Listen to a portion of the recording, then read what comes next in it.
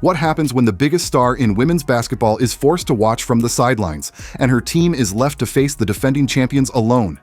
Most people thought the answer was obvious: disaster. But on a night when the Indiana Fever were supposed to fold, something completely unexpected happened. The Las Vegas Aces, led by last year's MVP A'ja Wilson, rolled into Indianapolis ready to prove that the Fever were nothing without Caitlin Clark. Instead, they walked away stunned, outplayed and out-hustled by a team everyone had already counted out. This wasn't just an upset. It was a statement that sent shockwaves through the entire league, and it might just change everything you thought you knew about the WNBA's most talked-about team. But how did the Fever pull off the impossible? And who stepped up when the spotlight was brightest?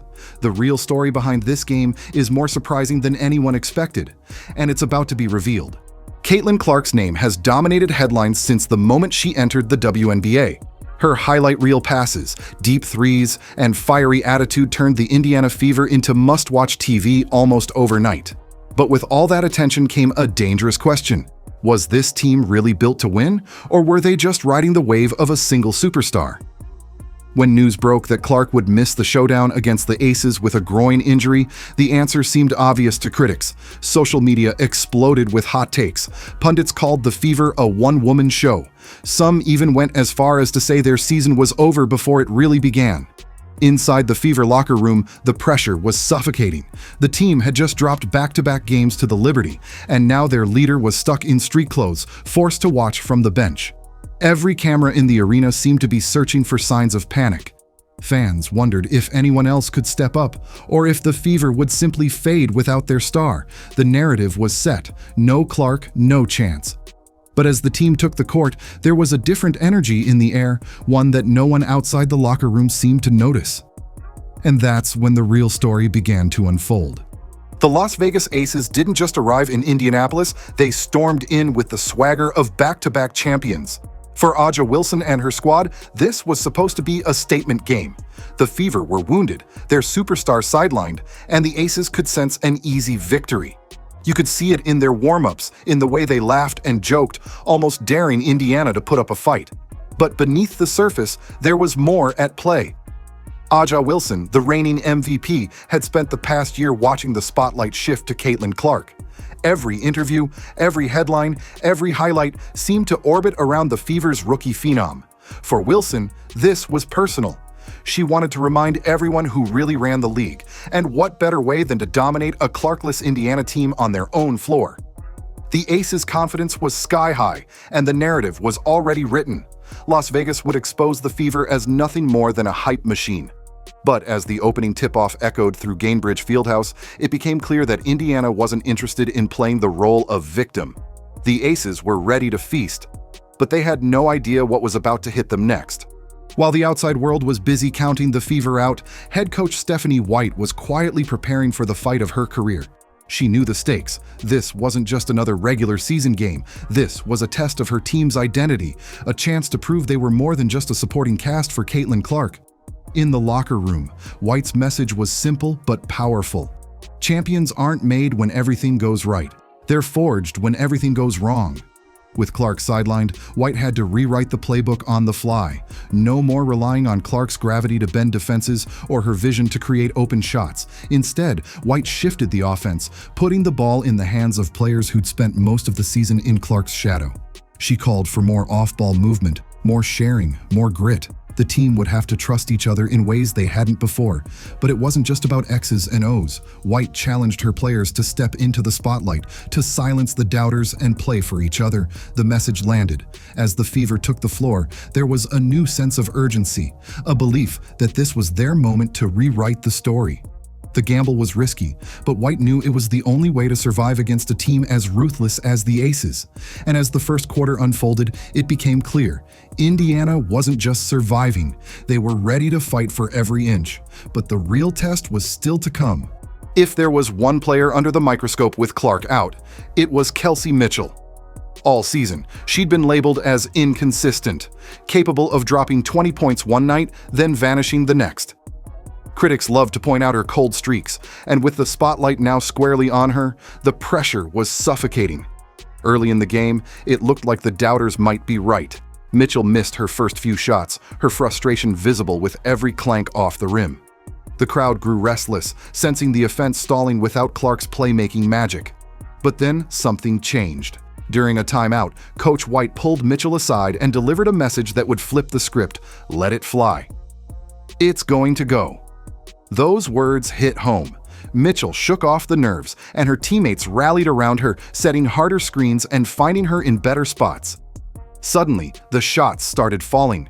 Her speed became a nightmare for the Aces' defense, and she attacked the rim with a new sense of purpose. By the fourth quarter, Mitchell was unstoppable. She poured in 9 crucial points in the final stretch, hitting tough jumpers and finding open teammates for easy buckets. Her 21 points silenced every critic in the building and proved she could carry the load when it mattered most. This wasn't just about filling Clark's shoes. It was about Mitchell finally owning her moment and showing the league that Indiana had more than one star. But as Mitchell found her rhythm, another Fever player was about to set the court on fire. While all eyes were glued to Kelsey Mitchell's comeback, Sophie Cunningham was quietly rewriting her own story. Just weeks ago, most fans saw her as a role player, a spark off the bench, nothing more. But lately, something had changed. Cunningham had been on a tear, torching defenses with a shooting streak that was impossible to ignore. Heading into the matchup against the Aces, she was averaging nearly 14 points per game and hitting threes at a jaw-dropping 58% clip over her last 6 outings. Suddenly, she wasn't just a shooter, she was the hottest hand in the entire league.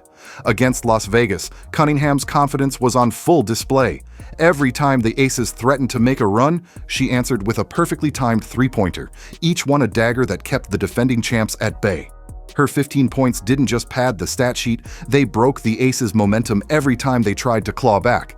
But it wasn't just her shooting that made the difference. Cunningham crashed the boards, hustled on defense, and brought an energy that lifted the entire team.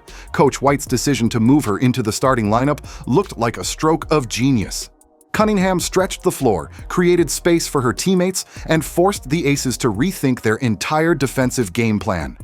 Analysts who once dismissed her as a bench piece were now calling her a 6th Player of the Year frontrunner, and with every clutch shot, Cunningham was making one thing clear: Indiana's offense was no longer a one-woman show. But the Fever's secret weapon wasn't the only surprise of the night. As the game reached its breaking point, another unlikely hero was about to step into the spotlight. Just when it seemed like the Aces might claw their way back, the Fever's supporting cast delivered the kind of performance that turns a good team into a real contender. With the game hanging in the balance and the pressure mounting, it was Aari McDonald who seized her moment. She hadn't taken a single shot in the fourth quarter until the clock ticked down and the Fever's lead shrank to just 5. With A'ja Wilson's defense closing in, McDonald coolly stepped back and launched a three-pointer that ripped through the net, sending the crowd into a frenzy and crushing any hope of a Vegas comeback. But McDonald wasn't the only one making noise. Natasha Howard was a force all night, racking up 18 points, 13 rebounds, and 3 steals. Her relentless energy on both ends of the floor set the tone for Indiana's defense, and her ability to clean the glass kept the Aces from getting second chances. Howard's presence in the paint was a constant reminder that the Fever weren't going to be pushed around. Not tonight. Even the bench got in on the action, with players stepping up to make key plays and hustle for every loose ball. It was a total team effort, the kind of gritty, unselfish basketball that coaches dream about. And as the final seconds ticked away, it was clear. This win wasn't about one player, or even 2. It was about a group of underdogs who refused to back down no matter what the odds. But the impact of this victory would reach far beyond just one night.